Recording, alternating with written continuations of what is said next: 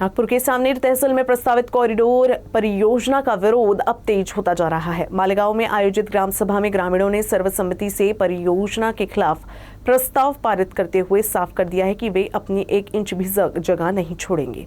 साथ ही किसानों ने जमीन के फेरफार पर लगी रोक और बैंक लोन पर लगे प्रतिबंध हटाने की मांग की है। नागपुर जिले के सावनेर तहसील के मालेगांव में शनिवार को हुई ग्राम सभा में प्रस्तावित कॉरिडोर परियोजना का ग्रामीणों ने एकमत से विरोध किया। ग्राम सभा में सर्वसम्मति से प्रस्ताव पारित कर कहा गया कि गांव की 1 इंच भी जमीन परियोजना के लिए नहीं दी जाएगी।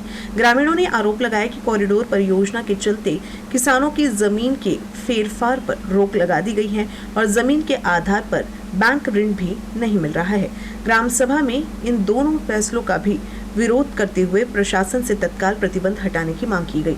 प्रस्ताव पारित होने के बाद बड़ी संख्या में ग्रामीण एकजुट हुए और नारेबाजी की। ग्रामीणों का कहना है कि वे पीढ़ियों से इस जमीन पर खेती कर रहे हैं और किसी भी कीमत पर अपनी जमीन नहीं देंगे। ग्राम सभा के इस फैसले के बाद सावनेर क्षेत्र में कॉरिडोर परियोजना के विरोध के और तेज होने की संभावना जताई जा रही है। शासनाने होऊ घातलेल्या आमच्या त्या 8-9 गावामध्ये जो प्रकल्प उभारित आहे त्या प्रकल्पामध्ये आजूबाजूच्या गावापेक्षा आमच्या गावामध्ये जे सुपीक जमीन आहे ती सुपीक जमिनी शासनाला देण्यात या प्रकल्पाला DNA प्रकल्पाला देण्यास माझा व माझ्या गाववासियांचा तीव्र विरोध आहे। वेळ प्रसंगी या विरोधाचं रूपांतर मोठ्या आंदोलनात जरी झालं तरी माझ्या गाववासियाची पूर्ण सहमती आहे आणि आम्ही या प्रकल्पाला 1 एकर का 1 इंचही जागा देण्यास तयार नाही आहे आणि शासनाने आमच्यावर बळजबरी करू नये।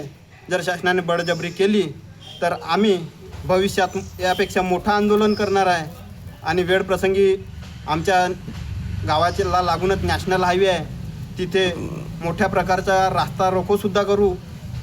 कदाचित तहसील कार्यालयावर सुद्धा आमचा मोठा मोर्चा राहणार आहे। कारण आमचा हा उदरनिर्वाहाचा प्रश्न आहे। आम्ही आता हे पिढी निघून जाईल, पण आमची जे येणारी समोरची पिढी आहे ते काय करतील?